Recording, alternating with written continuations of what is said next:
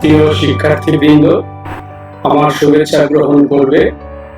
আজকের ক্লাসে অংশ নেবার জন্য তোমাদেরকে অনেক অনেক অভিনন্দন ও শুভেচ্ছা। আশা করি পরিবারের শুভেচ্ছা ও স্বাগতম জানাচ্ছি। আজকে তোমাদের মধ্যে এসেছি জীববিজ্ঞান প্রথম পত্রের একটি অধ্যায়ের ক্লাস নিয়ে। তোমরা স্ক্রিনে কিছু ছবি দেখতে পাচ্ছ। বলো তো কোন ধরনের জীবের ছবি তোমরা স্ক্রিনে দেখতে পাচ্ছ?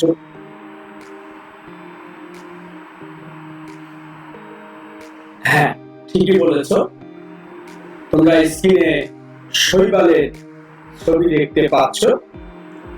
তোমরা শৈবাল সম্পর্কে শিষ্ট আছে যে এদের কোষ প্রাচীর আছে, কোষ প্রাচীর সেলুলোজ নির্মিত, এদের ক্লোরোপ্লাস্ট আছে, এরা নিজেরা নিজেদের খাদ্য তৈরি করতে পারে। কিন্তু তোমরা মার্গুলিসের আধুনিক শ্রেণী বিন্যাসে দেখেছো জিনিসটার মধ্যে।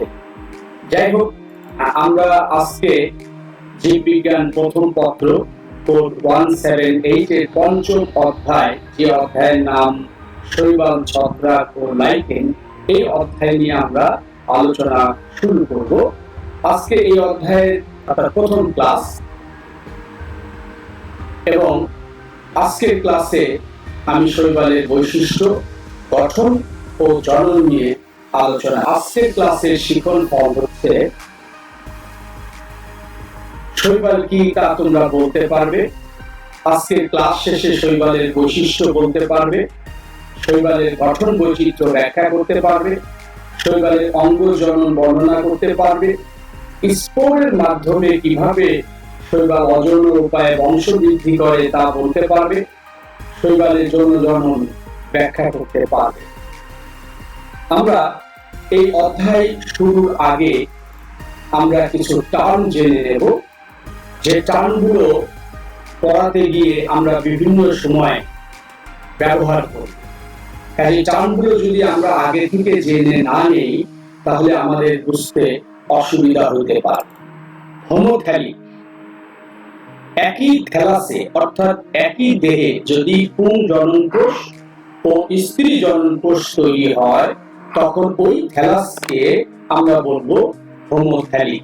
উন্নত জীবের ক্ষেত্রে আমরা যে শব্দটা ব্যবহার করি সেটা হলো উভলিঙ্গিক, কিন্তু আমরা এই নিম্ন শ্রেণীর জীবের ক্ষেত্রে অর্থাৎ থ্যালাস প্রকৃতির জীবের ক্ষেত্রে আমরা এই টার্মটা ব্যবহার করব, সেটা হলো হোমোথ্যালিক। আবার হেটারোথ্যালিক, হেটারোথ্যালিক অর্থ হচ্ছে যে ভিন্ন ভিন্ন থ্যালাসে পুং গ্যামেট ও স্ত্রী গ্যামেট তৈরি হবে। একই থ্যালাস থেকে পুং গ্যামেট ও স্ত্রী গ্যামেট তৈরি হবে না। অর্থাৎ উন্নত জীবের ক্ষেত্রে আমরা যে একলিঙ্গিক শব্দটা ব্যবহার করি, সেটাই থ্যালয়েড উদ্ভিদের ক্ষেত্রে আমরা হেটারোথ্যালিক শব্দটা ব্যবহার করব। হেটারোজেনাস গ্রুপ, শৈবাল একটা হেটারোজেনাস গ্রুপ। শৈবালকে হেটারোজেনাস গ্রুপ বলার কারণ হচ্ছে যে শৈবালের মধ্যে তার গঠন, তার বাসস্থান, তার জনন, তার সঞ্চিত খাদ্য, তার রঞ্জক পদার্থ ইত্যাদি দিক দিয়ে এত বেশি বৈচিত্র্য বিদ্যমান, যা অন্য কোনো উদ্ভিদ গ্রুপের মধ্যে দেখা যায়।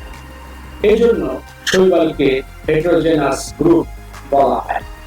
কসমোপলিটেন, যার অর্থ হচ্ছে বিশ্বজনীন। শৈবাল বিশ্বব্যাপী বিস্তৃত, তারা জলে, স্থলে, পুরাতন দেয়ালে, গাছের বাকলে, ভেজা স্যাঁতসেঁতে মাটিতে, স্বাদু পানিতে, লবণাক্ত পানিতে, শীতল পানিতে, উষ্ণ পানিতে, পৃথিবীর মেরু থেকে মরু পর্যন্ত সর্বত্র যেখানে সামান্যতম আলো পৌঁছায়, সেখানে শৈবাল জন্মায়। যেহেতু শৈবাল পৃথিবীর সর্বত্র যেখানে সামান্যতম আলো পৌঁছায়, সেখানে শৈবাল জন্মায়। যেহেতু শৈবাল পৃথিবীর সর্বত্র সব ধরনের পরিবেশে বিস্তৃত, এই জন্য এদেরকে বলা হয় বিশ্বজনীন বা কসমোপলিটেন। স্পোর, স্পোর হচ্ছে অযৌন উপায়ে বংশ বৃদ্ধির একক। শৈবাল, ছত্রাক, মস, ফার্ন এই জাতীয় জীবের দেহে বিশেষ প্রক্রিয়ায় যে অযৌন জনন কোষ বা গঠন তৈরি হয়, যা থেকে সরাসরি অঙ্কুরোদ্গমের মাধ্যমে নতুন সদস্যের জন্ম হয়, সেই অযৌন জননে অংশগ্রহণকারী বিশেষভাবে উৎপন্ন কোষ বা গঠনটাকে বলা হয় স্পোর। নিম্ন শ্রেণীর উদ্ভিদ স্পোর সৃষ্টির মাধ্যমে বংশবৃদ্ধি করে থাকে। এটা নিম্ন শ্রেণীর উদ্ভিদের একটা ইম্পর্টেন্ট ক্যারেক্টার। এপিজয়ী অনেক শৈবাল আছে যে বিভিন্ন ধরনের প্রাণীর দেহের উপরে জন্মায়, যেমন কচ্ছপ, শামুক এদের খোলের উপরে জন্মায়, যেমন ক্লাডোফোরা, স্পিজিও, ক্লোনিয়াম, এই জাতীয় শৈবাল হচ্ছে এপিজয়ী। অর্ধবায়বীয়, এই অর্ধবায়বীয় টার্মটা আমরা তখনই ব্যবহার করি যখন শৈবাল কোনো পিলারের উপরে বা গাছের বাকলের উপরে, অর্থাৎ মাটি থেকে উপরে কোনো অবলম্বনের গায়ে জন্মায়, তখন আমরা এই অর্ধবায়বীয় বা সাব এরিয়াল শব্দটা ব্যবহার করে থাকি। লিথোফাইটিক, লিথো শব্দের অর্থ পাথর বোঝায়, কাজে পাথরের উপরে যদি কোনো উদ্ভিদ জন্মায় তখন লিথোফাইটিক টার্মটা ব্যবহার করা হয়। এন্ডোফাইটিক, এন্ডো মানে ভিতরে, ফাইট মানে উদ্ভিদ, অর্থাৎ অনেক শৈবাল আছে যারা উদ্ভিদ দেহের অভ্যন্তরে জন্মায়, যেমন অ্যাজোলা নামক ফার্নের পাতার মধ্যে নস্টক অ্যানাবেনা নামক এক ধরনের শৈবাল জন্মায়। আবার সাইকাস উদ্ভিদের মূলের ভিতরেও নস্টক অ্যানাবেনা নামক শৈবাল জন্মায়। কাজেই এই ধরনের শৈবালকে বলা হয় এন্ডোফাইটিক। এন্ডোজয়ী, এন্ডো মানে ভিতরে, আর জু শব্দের অর্থ হচ্ছে প্রাণী। অনেক শৈবাল আছে বিভিন্ন প্রাণীর দেহের অভ্যন্তরে জন্মায়। তোমরা দ্বিতীয় অধ্যায়ে পড়েছো যে ক্লোরোহাইড্রার দেহের অভ্যন্তরে জু ক্লোরেলা নামক এক ধরনের এককোষী শৈবাল বসবাস করে। কাজে জু ক্লোরেলা হলো একটি এন্ডোজয়ী শৈবাল। এপিফাইটিক, কোন শৈবাল যদি অন্য কোনো গাছের উপরে জন্মায় তখন আমরা এই টার্মটা ব্যবহার করি এপিফাইটিক। যাই হোক, আমরা টার্মগুলো জেনে নিলাম। এবার শৈবাল কি এটা আমরা একটু জানি। আমি কিন্তু শুরুতেই বলেছি যে একসময় শৈবালকে উদ্ভিদ বলে বিবেচনা করা হতো, কিন্তু আধুনিক শ্রেণীবিন্যাস অনুযায়ী শৈবালকে সত্যিকার উদ্ভিদ বলা হয় না। শৈবাল ক্লোরোফিল বিশিষ্ট, স্বভোজী, পরিবহন কলাগুচ্ছ বিহীন অর্থাৎ জাইলেম ফ্লোয়েম বিহীন থ্যালাস প্রকৃতির এক ধরনের অপুষ্পক জীব, যারা স্পোর সৃষ্টির মাধ্যমে বংশবৃদ্ধি করে এবং যারা ভ্রূণ উৎপাদনে অক্ষম। আর এদের কোষ প্রাচীর আছে, তবে কোষ প্রাচীর সেলুলোজ নির্মিত। উন্নত উদ্ভিদ আর প্রাণীর একটি ইম্পর্টেন্ট ক্যারেক্টার হলো যে তারা ভ্রূণ উৎপাদন করতে সক্ষম, কিন্তু শৈবালের মধ্যে অনেক উদ্ভিদের বৈশিষ্ট্য থাকা সত্ত্বেও শৈবাল ভ্রূণ উৎপাদনে অক্ষম। কাজে শৈবালকে আধুনিক শ্রেণীবিন্যাস অনুযায়ী সত্যিকার উদ্ভিদ বলে বিবেচনা করা হয় না। যাই হোক, আমরা শৈবাল সম্পর্কে আমরা জেনে নিলাম। আমরা একটু আগেই বলেছি যে শৈবাল বিশ্বজনীন বা কসমোপলিটেন।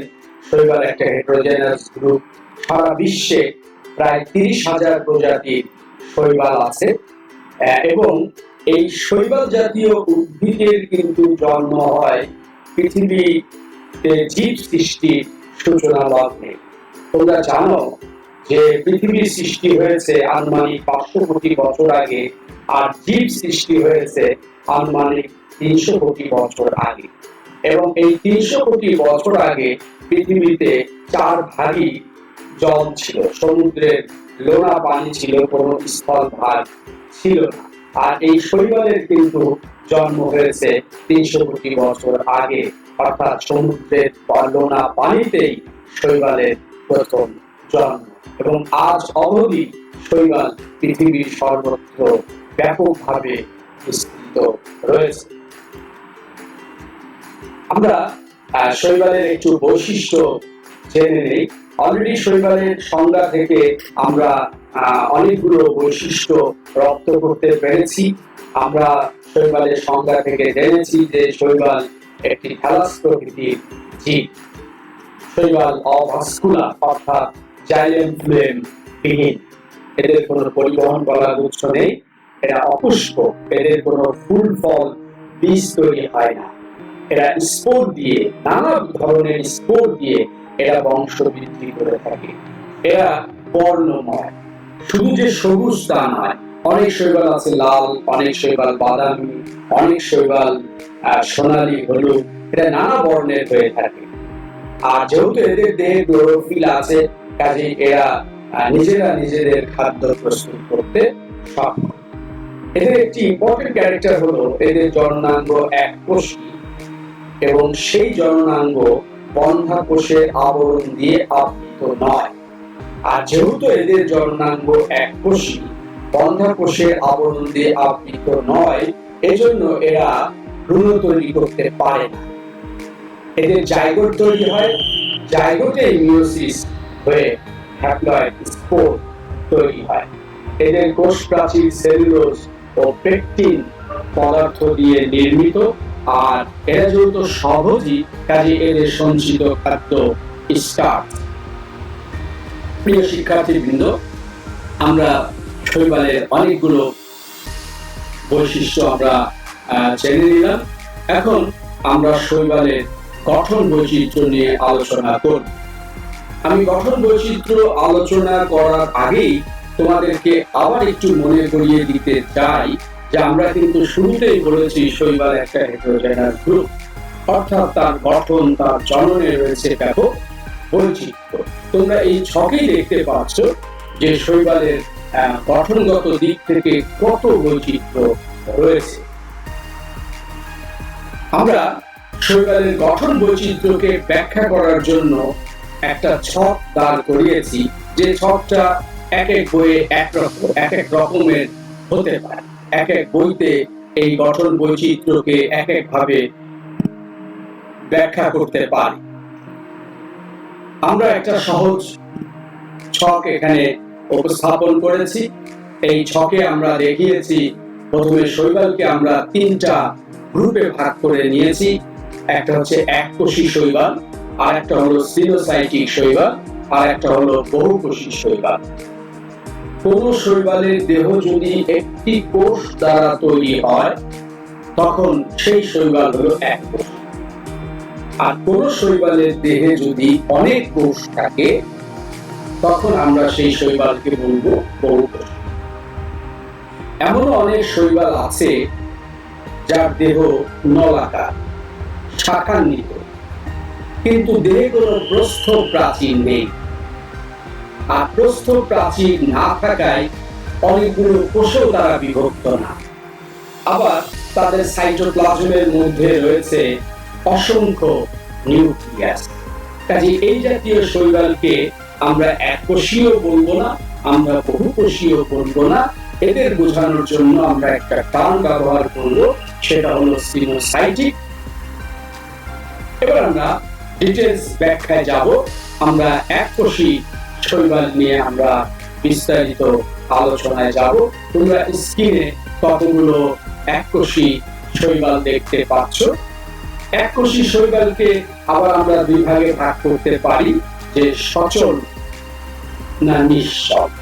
যেমন এখানে যে শৈবালটা দেখতে পাচ্ছ, এটা একটা সচল এককোষী মুক্ত শৈবাল। এর ফ্লাজেলা আছে, এই ফ্লাজেলা থাকার কারণে এ চলতে পারে। কিন্তু এখানে দেখো আরেকটা এককোষী শৈবাল দেখতে পাচ্ছ, এরাও এককোষী মুক্ত, কিন্তু দেখো এদের কোনো ফ্লাজেলা নাই, এরা চলতে পারে না। অর্থাৎ এরা হচ্ছে এককোষী সচল মুক্ত শৈবাল। উদাহরণ হচ্ছে ক্ল্যামাইডোমোনাস। আর এটা এককোষী মুক্ত নিশ্চল শৈবাল, যার উদাহরণ হচ্ছে ক্লোরেলা। এখানে যে শৈবালগুলো দেখতে পাচ্ছ এরা কেউ মুক্ত না। এখানে এককোষী শৈবালগুলো দলবদ্ধভাবে বসবাস করে। তারা একত্রিত হয়ে কলোনি তৈরি করে বসবাস করে। কাজেই এরা সবাই কলোনি গঠনকারী এককোষী শৈবাল। এরাও আবার সচল নিশ্চল হতে পারে। যেমন এখানে এই যে শৈবাল কলোনিটা দেখতে পাচ্ছ এটা সচল। আবার এখানে আরেকটা এককোষী শৈবালের কলোনি দেখতে পাচ্ছ এটাও সচল।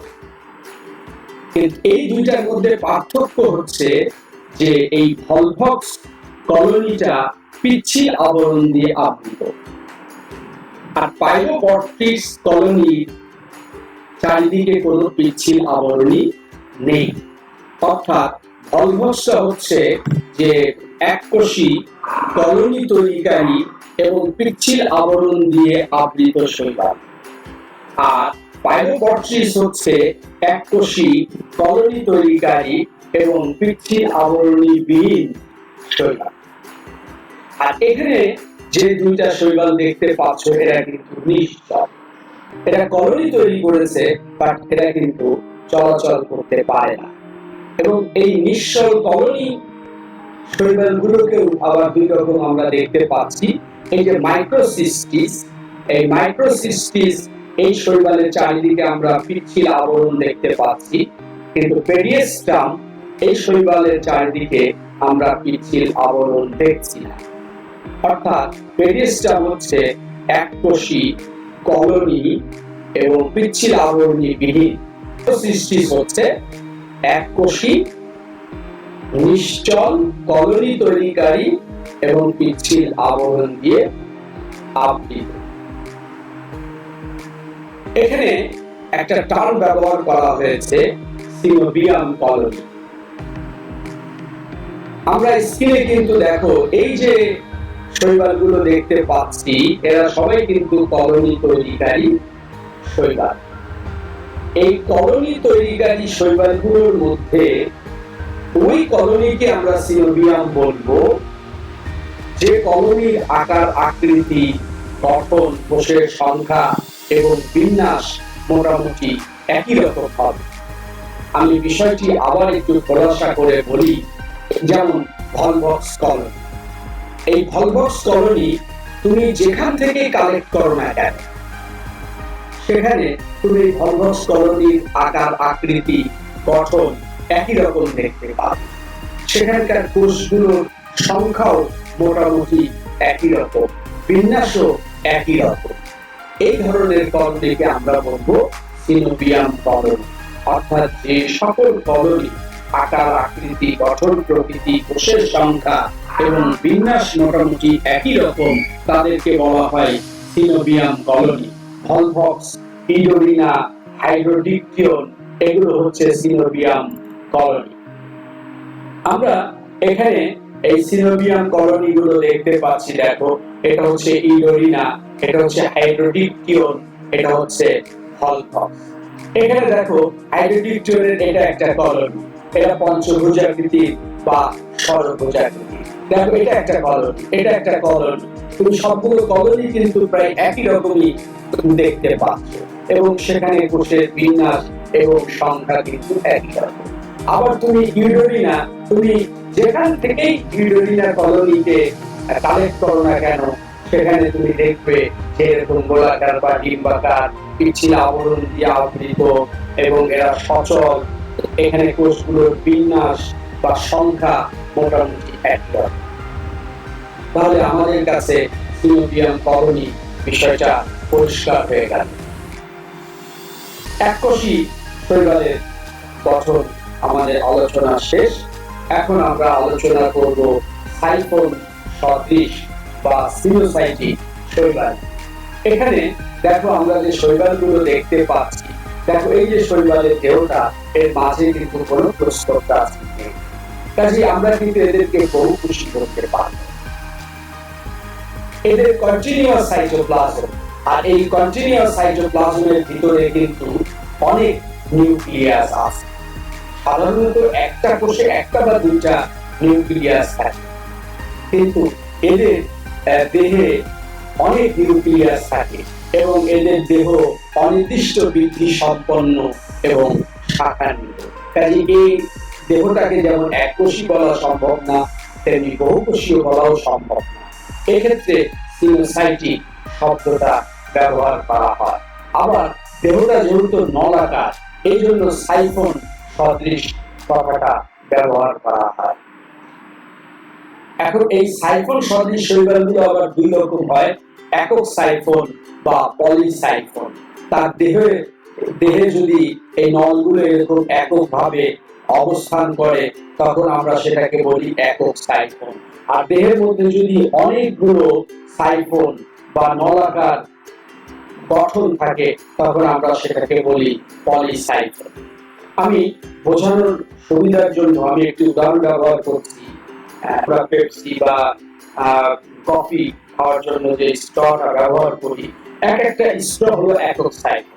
আর আমরা যদি অনেকগুলো স্ট্রকে যদি আমরা একত্রিত করে একটা গোছা বা একটা আটি তৈরি করি বা একটা দেহ তৈরি করি, তখন সেখানে অনেকগুলো সাইফন থাকবে, তখন ওটাকে আমরা বলবো পলিসাইফন। ভাউকেরিয়া, কলারপা এই ধরনের শৈবালের দেহটা হলো একক সাইফন সদৃশ শৈবাল। আর পলিসাইফোনিয়া এটা এক ধরনের লোহিত শৈবাল। এই পলিসাইফোনিয়া নামক শৈবালের দেহটা হচ্ছে পলিসাইফন বা অনেক সাইফন সদৃশ।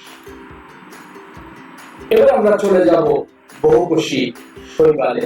বহুকোষী শৈবাল গঠনগত দিক থেকে ব্যাপকভাবে বৈচিত্র্যময়।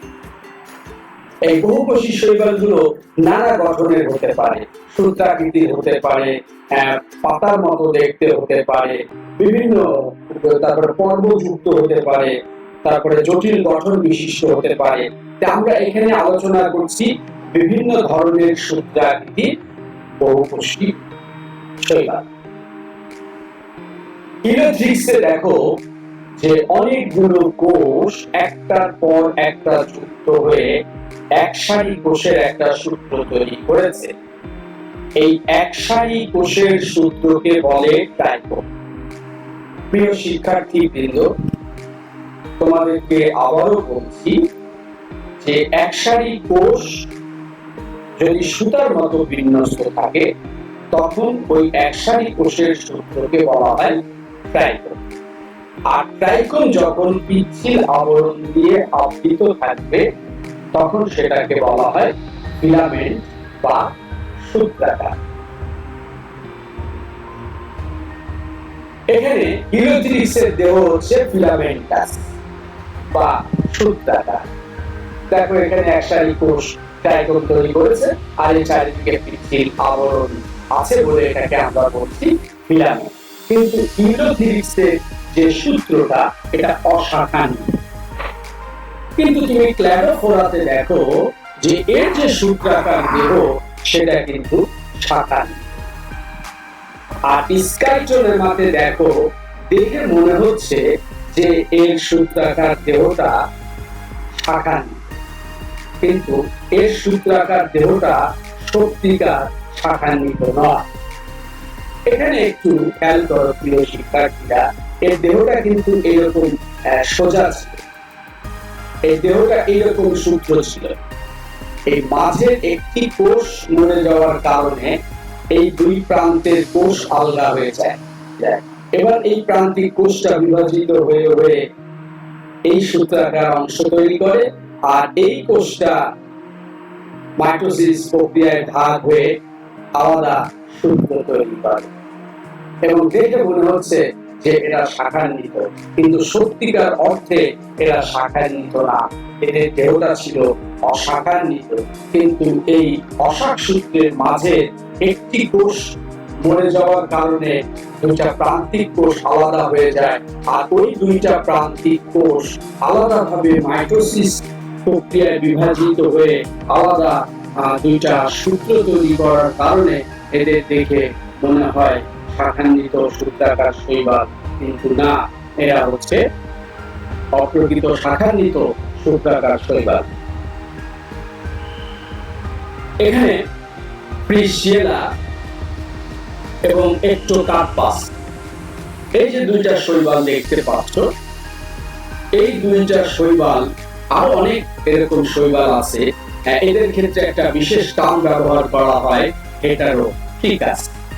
যে সূত্রাকার শৈবালের দেহকে সাহিত্য অংশ এবং খাড়া অংশ এই দুই ভাগে ভাগ করা যাবে।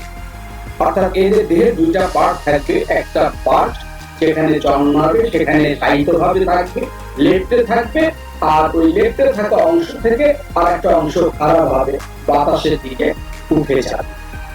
এই ধরনের শৈবালকে বলা হয় হেটারোফিকাস।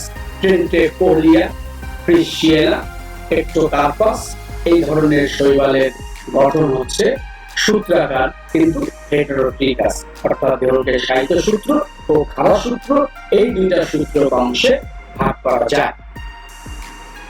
আমরা সূত্রাকার বহুকোষী শৈবালের যে বৈচিত্র্য আমরা সেটা আলোচনা শেষ করলাম।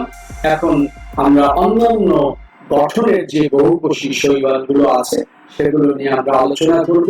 এখানে যে শৈবালটা দেখতে পাচ্ছ, দেখে মনে হচ্ছে পাতার মতো একটা শৈবাল, হ্যাঁ, উলভা। এই উলভা একটা সামুদ্রিক শৈবাল, যে শৈবাল বহুকোষী এবং এদের গঠনটা পাতার মতো। আবার এখানে একটা শৈবাল দেখতে পাচ্ছ, দেখো এদের গায়ে অনেক গিটের মতো দেখা যাচ্ছে, প্রতি গিটটাকে বলা হয় পর্ব, আর এই দুই গিটের মাঝে দূরত্বটাকে বলা হয় পর্বমধ্য। অর্থাৎ এই শৈবালের গঠনটা কিন্তু বেশ জটিল প্রকৃতির। একটু পাশের দিকে খেয়াল করলে তুমি দেখতে পাবা যে বাঁশের সাথে কিছুটা মিল আছে। বাঁশে যেমন একটু পর পর গিট থাকে এবং বাঁশের গিটের চারিদিক থেকে এই কুঞ্চিগুলো, ডালপালাগুলো তৈরি হয়। এখানে ঠিক দেখো যে এটা একটা গিট, এটা একটা গিট, আর গিট থেকে দেখো পাতার মতো সবুজ গঠন তৈরি হয়েছে। অর্থাৎ এদের দেহকে পর্ব ও পর্ব মধ্যে ভাগ করা যায়। কাজে এদের দেহের গঠনটা বেশ জটিল প্রকৃতি।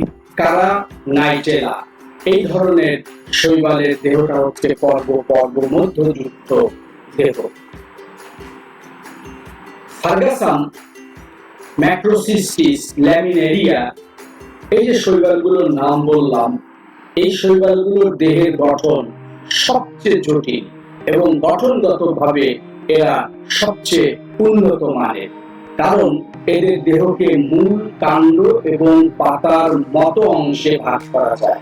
প্রিয় শিক্ষার্থীবৃন্দ, আমি কিন্তু কথাটা আবারও বলছি যে শৈবাল থ্যালাসোফোর, এদের দেহকে মূল, কাণ্ড, পাতায় ভাগ করা যায় না, কিন্তু সার্গাসাম, ল্যামিনেরিয়া, ম্যাক্রোসিস্টিস ইত্যাদি অনেক শৈবাল আছে যাদের দেহকে মূল, কাণ্ড এবং পাতার মতো অংশে ভাগ করা যায়। মূলের মতো অংশকে বলে হোল্ডফাস্ট, কাণ্ডের মতো অংশকে বলে স্টাইল, আর পাতার মতো অংশকে বলে ফ্রন্ট বা ব্লেড। যেহেতু এদের দেহের গঠনটা উন্নত গাছের গঠনের সাথে মিল সম্পন্ন, এই জন্য এরা গঠনগতভাবে সবচেয়ে উন্নত মানের শৈবাল। প্রিয় শিক্ষার্থীবৃন্দ, আমরা শৈবালের যে গঠন বৈচিত্র্য সেটা আমরা সংক্ষিপ্তভাবে আলোচনা শেষ করলাম। এখন আমরা শৈবালের জনন নিয়ে আমরা আলোচনা করব। আবারও তোমাদেরকে মনে করিয়ে দিচ্ছি যে শৈবাল একটি হেটেরোজাইগাস গ্রুপ, এর জননের মধ্যেও রয়েছে অনেক বৈচিত্র্য। যাই হোক, প্রথমে আমরা জেনে নিই জনন মানে কি। বংশবৃদ্ধির প্রক্রিয়াটাই হচ্ছে জনন। শৈবালের জননকে আমরা প্রথমে দুই ভাগে ভাগ করে নেব, একটা হচ্ছে যৌন জনন আর একটা হচ্ছে অযৌন জনন। পুংগ্যামেট এবং স্ত্রী গ্যামেটের মিলনের মাধ্যমে যে জনন হয় সেটা হচ্ছে যৌন জনন, আর পুংগ্যামেট এবং স্ত্রী গ্যামেটের মিলন ছাড়া যে জনন হবে সেটা হচ্ছে অযৌন জনন। অযৌন জননকে আবার দুই ভাগে আমরা ব্যাখ্যা করতে পারি, একটা হচ্ছে অঙ্গজ উপায়ে আর একটা হলো স্পোর দ্বারা। কোন শৈবালের দেহ থেকে যদি সরাসরি বংশবৃদ্ধি ঘটে তাহলে সেটাকে আমরা বলবো অঙ্গ জনন বা অঙ্গজ উপায়ে অযৌন জনন। আর শৈবালের দেহ থেকে যদি বিশেষ উপায়ে স্পোর তৈরি হয় তাহলে আমরা সেটাকে বলবো স্পোর দিয়ে অযৌন জনন। আমরা প্রথমে অযৌন জনন আলোচনা করব এবং অঙ্গজ উপায়ে অযৌন জনন আলোচনা করব। শৈবাল বিভিন্ন উপায়ে অঙ্গজ উপায়ে অযৌন জনন করে থাকে, যেমন খণ্ডায়নের মাধ্যমে। অনেক শৈবালের দেহ লম্বা, সূত্রাকার।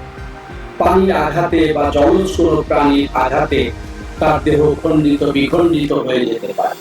প্রতিটা খণ্ড তখন বিভাজনের মাধ্যমে একটি নতুন দেহ তৈরি করে থাকে। আবার একটি কলোনি যদি অনেকগুলো টুকরা হয়ে যায় তখন প্রতি টুকরা থেকে একটা নতুন করে কলোনির জন্ম। এই প্রক্রিয়াটা হচ্ছে খণ্ডায়ন। কোষ বিভাজনের মাধ্যমে অঙ্গ জন্ম। কিছু শৈবাল আছে এককোষী, যেমন ডায়াটম এবং ডেজমিড গ্রুপের যে শৈবালগুলো তারা হচ্ছে এককোষী। ডায়াটমের উদাহরণ হচ্ছে নাভিকুলা, পিনুলেরিয়া। এখানে ছবিতে নাভিকুলা দেখতে পাচ্ছ, এদের দেহটাই এককোষী। কাজে এরা মাইটোসিস কোষ বিভাজনের মাধ্যমে একটা থেকে দুইটা, দুইটা থেকে চারটা, চারটা থেকে আটটা এভাবে সংখ্যা বৃদ্ধি করে থাকে। এরা কোষ বিভাজনের মাধ্যমে অঙ্গজ উপায়ে বংশ বৃদ্ধি করে থাকে। এখানে আমরা অঙ্গজ উপায়ে বংশ বৃদ্ধির আরো কয়েকটি উপায় আমরা দেখতে পাচ্ছি হরমোগোনিয়াম সৃষ্টির মাধ্যমে। প্রথমে আগে জেনে নিতে হবে হরমোগোনিয়ামটা কি। প্রিয় শিক্ষার্থীবৃন্দ, এই যে শৈবালটা দেখতে পাচ্ছ এটা একটা অশাখান্বিত সূত্রাকার শৈবাল। দেখো, অনেকগুলো কোষ একের পর এক অবস্থান করে একটি ট্রাইকোন তৈরি করেছে, আর এই ট্রাইকোন তার চারিদিকে একটি পিচ্ছিল আবরণ দিয়ে আবৃত হয়ে তৈরি করেছে ফিলামেন্ট বা সূত্র। দেখো, এই সূত্রের এই মাঝে মাঝে কিছু কোষ মরে যাওয়ার কারণে, দেখো এই কোষটা মরে গেছে, এই কোষটা মরে গেছে, মরে যাওয়ার কারণে এখানে দেখো কিছু কোষ আলাদা একটা গুচ্ছ খণ্ড তৈরি করেছে। এই যে আলাদা একটা গুচ্ছ খণ্ড তৈরি করেছে এটাই হলো হরমোগোনিয়াম। অর্থাৎ আমি বলতে চাচ্ছি একটি সূত্রাকার শৈবালের মাঝে মাঝে যদি কোষগুলো মরে যায় তাহলে কতগুলো কোষ এক একটা গুচ্ছ খণ্ড তৈরি করে, যে খণ্ডকে বলা হয় হরমোগোনিয়াম। এখন যদি এখানে ভেঙে যায় বা এই অংশটা যদি পচে যায়, আবার এখানে যদি পচে যায়, তাহলে দেখো এই হরমোগোনিয়াম, এই হরমোগোনিয়াম এবং এই হরমোগোনিয়াম আলাদা হয়ে যাবে এবং প্রত্যেকটা হরমোগোনিয়ামের কোষ মাইটোসিস প্রক্রিয়ায় বিভাজিত হয়ে নতুন একটা সূত্র বা দেহ তৈরি করবে।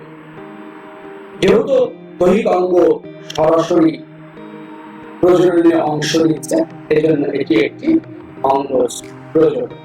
তবে প্রিয় শিক্ষার্থীবৃন্দ, একটা বিষয় একটু খেয়াল করো যে হরমোগোনিয়াম তৈরি হতে হতে যদি এমন হয় যে পরিবেশটা প্রতিকূল হয়ে গেছে, অধিক তাপমাত্রা বেড়ে গেছে, পানি শুকিয়ে যাচ্ছে, তখন এই হরমোগোনিয়াম মাইটোসিস কোষ বিভাজনের মাধ্যমে নতুন একটি সূত্র আর তৈরি করতে পারবে না, বরং হরমোগোনিয়াম তার চারিদিকে একটি পুরু আবরণ দিয়ে আবৃত হয়ে নিজেকে প্রতিকূলতা থেকে রক্ষা করবে। অর্থাৎ তখন সে একটি স্পোরে পরিণত হবে, তখন সেই স্পোরকে বলবো হরমোস্পোর। অর্থাৎ প্রতিকূল পরিবেশে হরমোগোনিয়াম হরমোস্পোর তৈরি করবে। আর হরমোস্পোর যখন তৈরি করে ফেলবে তখন সেটা আলোচনায় চলে যাবে স্পোর তৈরির মাধ্যমে অযৌন জন্ম। প্রোটোনেমার মাধ্যমে, বুলবিলের মাধ্যমে, অ্যামাইলাম স্টারের মাধ্যমে অঙ্গজ জন্ম। এই তিনটা প্রক্রিয়া একই শৈবালে দেখা যায়। সেই শৈবালগুলো হচ্ছে কারা এবং নাইটেলা। প্রোটোনেমার মাধ্যমে এই কারা নাইটেলার দেহ থেকে কতগুলো সূত্রাকার প্রোটোনেমা তৈরি হয়। এই যে দেখতে পাচ্ছ সূত্রাকার প্রোটোনেমা, এই প্রোটোনেমা বিভাজিত হয়ে হয়ে একটি নতুন কারা বা নাইটেলার জন্ম। বুলবিল, আমরা একটু আগেই বলেছি যে কারা বা নাইটেলা এর দেহ অনেক পর্ব ও পর্ব মধ্যে বিভক্ত। কারা বা নাইটেলার এই পর্বের স্থানে স্থানে বহু এরকম গোলাকার বা ডিম্বাকার বহুকোষী গঠন তৈরি হয়। এদেরকে আমরা বলি বুলবিল। এই বুলবিল পর্ব থেকে যদি বিচ্ছিন্ন হয়ে যায়, তারপর এই বুলবিল বিভাজিত হয়ে নতুন কারা বা নাইটেলার জন্ম দেয়। আবার অনেক সময় কারা বা নাইটেলার এই রাইজয়েডে বা তার পর্বে স্টার্চ সঞ্চিত হয়ে এরকম তারকা সদৃশ গঠন তৈরি করে, যাকে বলা হয় অ্যামাইলাম স্টার। সেই অ্যামাইলাম স্টার ওই কারা বা নাইটেলার দেহ থেকে বিচ্ছিন্ন হয়ে এবং বিভাজনের মাধ্যমে নতুন কারা বা নাইটেলার জন্ম দিয়ে থাকে। কারা বা নাইটেলাতে প্রোটোনেমা, বুলবিল এবং অ্যামাইলাম স্টার সৃষ্টির মাধ্যমে অঙ্গজ উপায়ে বংশবৃদ্ধি হয়ে থাকে। এবার আমরা চলে যাব স্পোর সৃষ্টির মাধ্যমে অযৌন জন্ম। শৈবালের দেহে নানাবিধ স্পোর তৈরি হয়। বিভিন্ন শৈবাল বিভিন্ন ধরনের স্পোর তৈরির মাধ্যমে অযৌন উপায়ে বংশবৃদ্ধি করে থাকে। শৈবালের যে অযৌন জননের বৈচিত্র্য সেটা ব্যাপক। আমরা কিছু স্পোরের নাম এখানে দিয়েছি: zoospore, aplanospore, hypnospore, hormospore, autospore, অবজোস্পোর, endospore, exospore, carpospore, tetraspore, monospore, paraspore, neutral spore, akinete, palmella দশা ইত্যাদি। আরো অনেক রকম স্পোর তৈরি হয়। আমরা কয়েকটা স্পোরের নাম এখানে লিখেছি। এগুলোর মধ্যে সাধারণ যে স্পোরগুলো, অধিক পরিচিত যে স্পোরগুলো, সেগুলো নিয়ে আমরা ব্যাখ্যা করি। এই প্লেটে তোমরা দেখতে পাচ্ছ শৈবালের কয়েকটি সাধারণ স্পোর। জুইস্পোর, সচল স্পোরের নাম হলো জুইস্পোর। অর্থাৎ যে স্পোরে ফ্লাজেলা থাকে, ফ্লাজেলা থাকার কারণে সে পানিতে সাঁতার কাটতে পারে, সেই স্পোরের নাম হচ্ছে জুইস্পোর। অনুকূল পরিবেশে এই জুইস্পোর তৈরি হয়। জুইস্পোরের সাথে এক বা একাধিক ফ্লাজেলা যুক্ত থাকে। ফ্লাজেলা থাকার কারণেই তারা চলাচলে সক্ষম। প্রত্যেকটা জুইস্পোর থেকে অঙ্কুরোদ্গমের মাধ্যমে একটি নতুন শৈবালের জন্ম হয়। এবার আসো অ্যাপ্লানোস্পোর। অ্যাপ্লানোস্পোর হচ্ছে যে শৈবালের দেহের মধ্যে জুইস্পোর তৈরি না হয়ে যদি ফ্লাজেলা বিহীন নিশ্চল স্পোর তৈরি হয়, তখন সেটাকে বলা হয় অ্যাপ্লানোস্পোর। এতে অ্যাবসেন্ট, প্ল্যানো মানে সাঁতার কাটা, সুইমিং, তার মানে যে স্পোর সাঁতার কাটতে পারবে না, অর্থাৎ চলতে পারবে না, সেটা হলো অ্যাপ্লানোস্পোর। এখানে তোমরা ইউলোথ্রিক্সের ছবি দেখতে পাচ্ছ। দেখো, ইউলোথ্রিক্সের প্রত্যেকটা কোষের প্রোটোপ্লাজম সংকুচিত হয়ে এক একটি অ্যাপ্লানোস্পোর তৈরি করেছে। এই স্পোরগুলোর সাথে কোনো ফ্লাজেলা নেই, এরা চলতে পারবে না এবং এটা তৈরি হবে প্রতিকূল পরিবেশ। অনেক সময় এমন হয় যে অনুকূল পরিবেশ ছিল, একটি শৈবাল জুইস্পোর তৈরি করবে, কিন্তু হঠাৎ করে প্রতিকূলতা সৃষ্টি হয়েছে, তখন অ্যাপ্লনোস্পোর তৈরি করে থাকে। যদি এমন হয় যে প্রতিকূলতা আরো বেড়ে গেছে, তাপমাত্রা আরো বেড়ে গেছে, পানি আরো কমে গেছে, তখন অ্যাপ্লনোস্পোর তার চারিদিকে আরেকটা অতিরিক্ত আবরণ সৃষ্টি করে হিপনোস্পোরে পরিণত হয়। অর্থাৎ অ্যাপ্লনোস্পোর যদি তার চারিদিকে আরেকটা অতিরিক্ত প্রতিরোধক আবরণ দিয়ে আবৃত হয়, তখন আমরা সেই স্পোরকে বলবো হিপনোস্পোর। এই ইউলোথিরিক্সেও এই হিপনোস্পোর তৈরি হতে দেখা যায়। অটোস্পোর, এটা হচ্ছে মা ক্লোরেলা।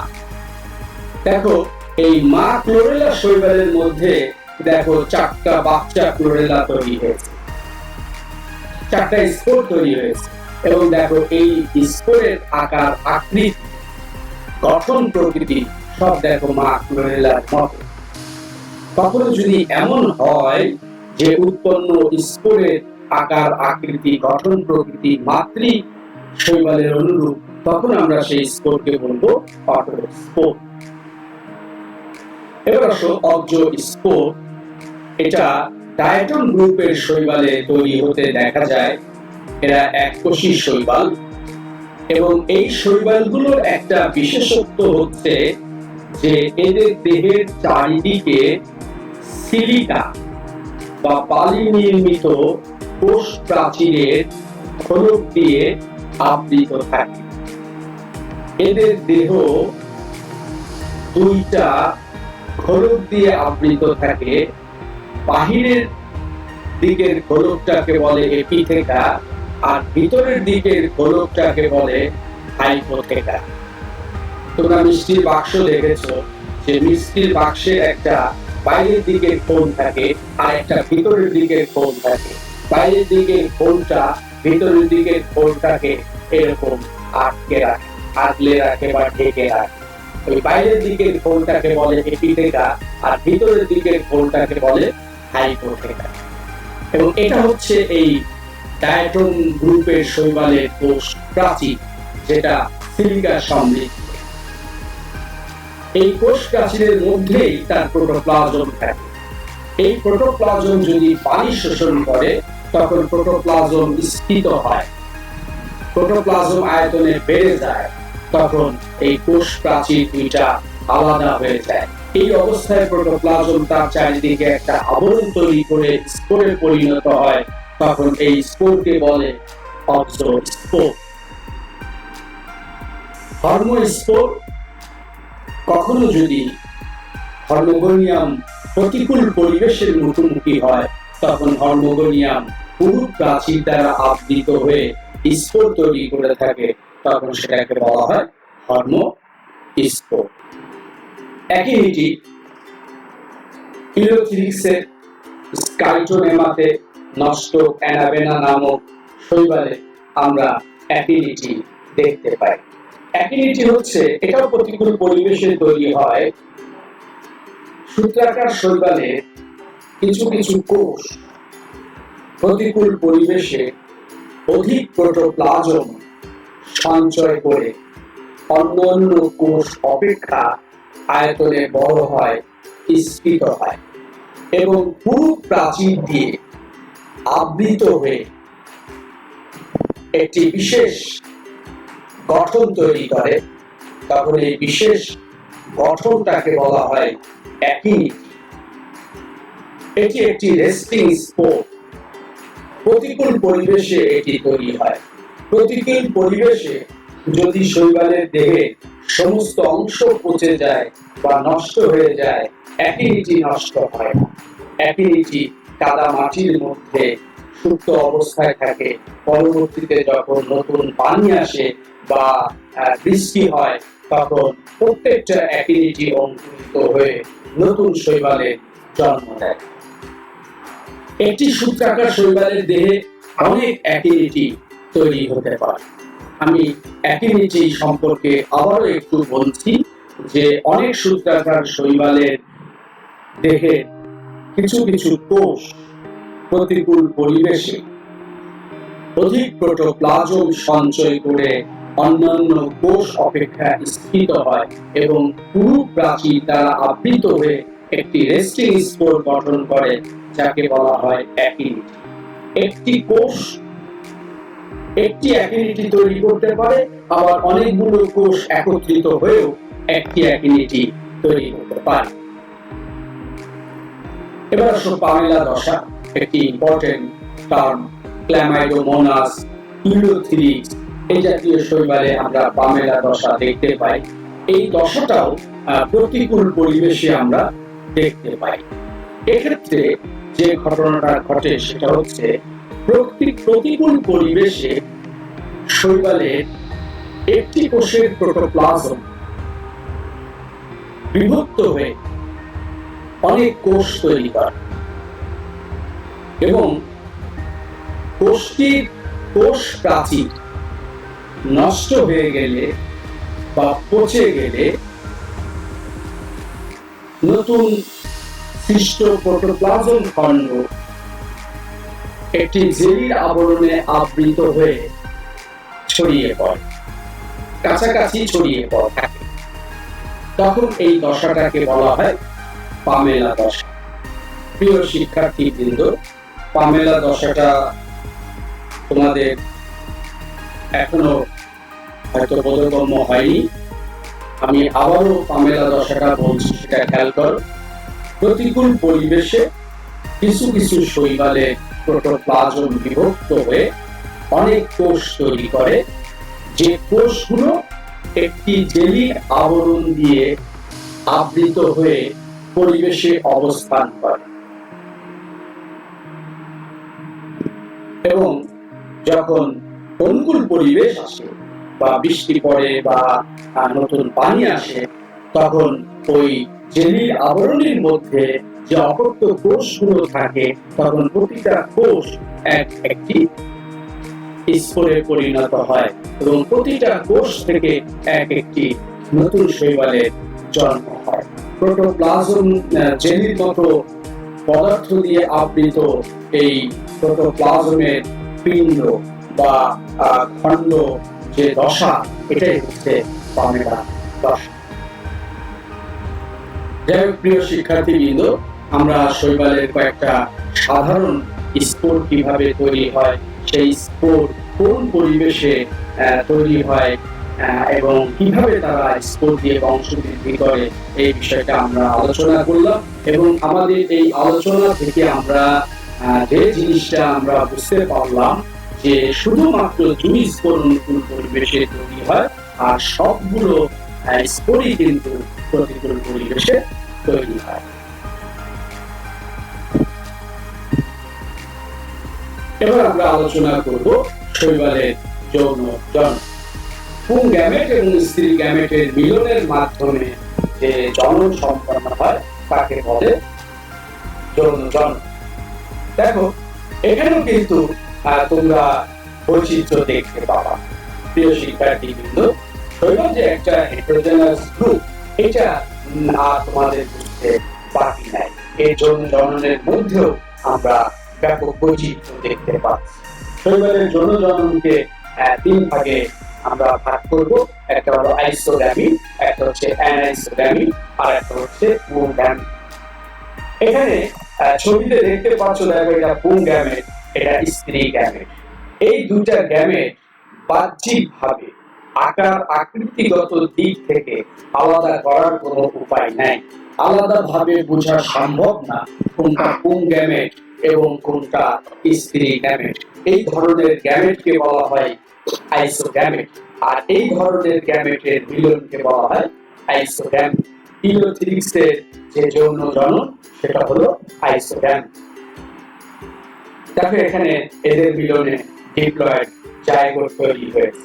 তাহলে আইসোগ্যামির বৈশিষ্ট্য হলো যে পুংগ্যামেট এবং স্ত্রী গ্যামেট আকার আকৃতিতে একই রকম হবে, দুইজনই সচল হবে। এখানে যে ছবিটা দেখতে পাচ্ছ, এটা অ্যানাইসোগ্যামির ছবি। এখানে দেখো, এটা পুংগ্যামেট, ছোট এবং তার ফ্লাজেলা আছে, অর্থাৎ চলাচল করতে পারে। এখানে দেখো যে স্ত্রী গ্যামেটটা দেখতে পাচ্ছ, এটা আকারে বড় এবং এরও ফ্লাজেলা আছে, অর্থাৎ এও সচল। অর্থাৎ এখানেও পুং গ্যামেট এবং স্ত্রী গ্যামেট দুটোই সচল, কিন্তু পার্থক্য হলো যে পুং গ্যামেটটা ছোট, স্ত্রী গ্যামেটটা বড়, অর্থাৎ আকারে ছোট বড়, যা দেখেই সহজে বোঝা যায় কোনটা পুং গ্যামেট আর স্ত্রী গ্যামেট। এই ধরনের গ্যামেটকে বলা হয় হেটারোগ্যামেট। এই ধরনের গ্যামেটের মিলনকে বলা হয় হেটারোগ্যামি বা অ্যানাইসোগ্যামি। এবার এখানে দেখো, এটা পুং গ্যামেট, এটা ছোট এবং সচল। এটা স্ত্রী গ্যামেট, এটা বড়, কিন্তু দেখো এর ফ্লাজেলা নাই, এ কিন্তু নিশ্চল। এটাও কিন্তু দেখো হেটারোগ্যামেট, অর্থাৎ ভিন্ন আকার মানে ভিন্ন রকমের গ্যামেটকে আমরা বলবো হেটারোগ্যামেট। এখানে দেখো এই দুই গ্যামেটের মিলন, এটাও কিন্তু হেটারোগ্যামেট। এই দুটোই কিন্তু হেটারোগ্যামেট। তাহলে এই দুটোর মধ্যে পার্থক্য হলো যে এখানে পুং গ্যামেট এবং স্ত্রী গ্যামেট দুটোই সচল, কিন্তু এখানে পুং গ্যামেট সচল, স্ত্রী গ্যামেট নিশ্চল। উপরের এই হেটারোগ্যামিটাকে বলা হয় অ্যানাইসোগ্যামি, আর নিচের এই হেটারোগ্যামিটাকে বলা হয় উওগ্যামি। আইসোগ্যামি সবচেয়ে আদিম প্রকৃতির যৌন জনন, আর উওগ্যামি হচ্ছে সবচেয়ে উন্নত ধরনের যৌন জনন। কারণ এই ধরনের যৌন জননে স্ত্রী গ্যামেটটা বড় হয়, নিশ্চল হয়, এবং বেশিরভাগ ক্ষেত্রে এটা স্ত্রী জননাঙ্গের মধ্যেই অবস্থান করে। খুব কম শৈবালের ক্ষেত্রে এই স্ত্রী গ্যামেটটা স্ত্রী জননাঙ্গের বাইরে স্বাধীনভাবে বিচরণ করে। যাই হোক প্রিয় শিক্ষার্থী বৃন্দ, তাহলে তোমরা শৈবালের যে যৌন জনন বৈচিত্র্য সেটা তোমরা জানতে পেরেছো। শৈবালের যৌন জনন দুই রকম, আইসোগ্যামি, অ্যানাইসোগ্যামি, উওগ্যামি। আবার কোন কোন বইতে এরকম ভাগ করেছে যে প্রথমে দুই ভাগ করে নিয়েছে, একটা হলো আইসোগ্যামি আর একটা হলো হেটারোগ্যামি। হেটারোগ্যামিকে আবার দুই ভাগ করেছে, অ্যানাইসোগ্যামি এবং উওগ্যামি। আমরা বেশিরভাগ বইতে সরাসরি তিন ভাগে ভাগ করা আছে, আইসোগ্যামি, অ্যানাইসোগ্যামি, উওগ্যামি। আমরা তিন ভাগে ভাগ করে আমরা বর্ণনা করেছি। আমাদের যে শিখন ফলটা ছিল, সেই শিখন ফলের যে টার্গেটটা ছিল, আমরা অলরেডি সেই টার্গেটটা ফিল আপ করতে আমরা পেরেছি।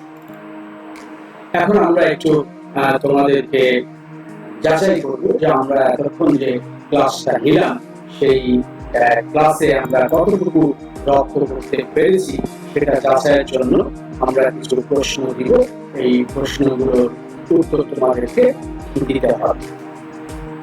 এই প্রশ্নগুলোর উত্তর যদি তুমি বলতে পারো, তাহলে তুমি নিজেই বুঝতে পারবে যে হ্যাঁ, ক্লাসটা তোমার কতটা ভালোভাবে তুমি রপ্ত করতে পেরেছো। শৈবাল কি? শৈবালকে হেটেরোজেনাস গ্রুপ বলা হয় কেন? শৈবালের গ্যাস পরিবেশে জুইস তৈরি হয়। অ্যাকিলিটির কাজ কি? কোন শৈবালে অ্যানাইসোগ্যামি ঘটে?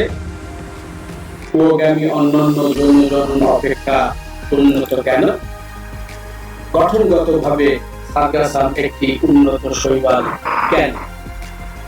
এই কটা প্রশ্নের উত্তরের মাধ্যমে আমরা সেলফ অ্যাসেসমেন্ট আমরা করব। তোমাদের একটা হোমওয়ার্ক থাকবে, আইসোগ্যামি, অ্যানাইসোগ্যামি এবং উওগ্যামির মধ্যে পার্থক্য।